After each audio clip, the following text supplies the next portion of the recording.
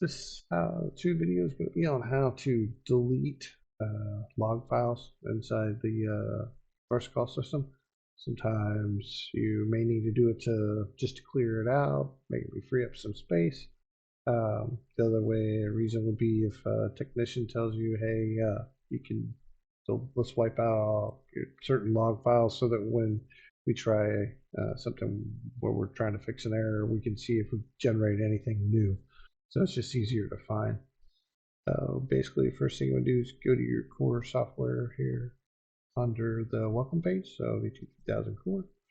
And then basically we want to be under diagnostics and logs. So you can do that here or over here, the icons, logs. And essentially what you have here, you'll see all of your files are kind of listed out here.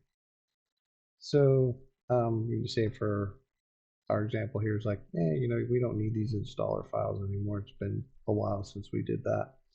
So essentially you want to select that file that you want to get rid of, and you can just simply hit the delete. And then now you'll see it's come to this next installer debug. So just to make note, the next one after that's generic database. So if I click this one and I hit delete, now I'm going to see that my generic database came up. So essentially if I need to skip around, I can always select down here to my log, system log.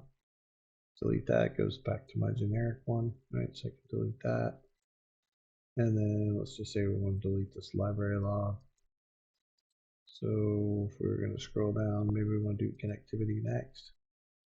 Can hit delete. Now keep in mind, it's always going to jump back to the top after you do it. So you just got to go back down and select it. And that's essentially how you do delete files. If you're looking to delete everything, you can kind of just sit here and hit delete over and over and over again. And that'll kind of just take you through the whole list. It takes a lot longer to do it that way, but yeah, hopefully you're in a situation where we're just trying to delete a few that the technician's looking to get rid of so you can get better information. That will take care of this video on how to delete a log file. Look forward to talking to you again.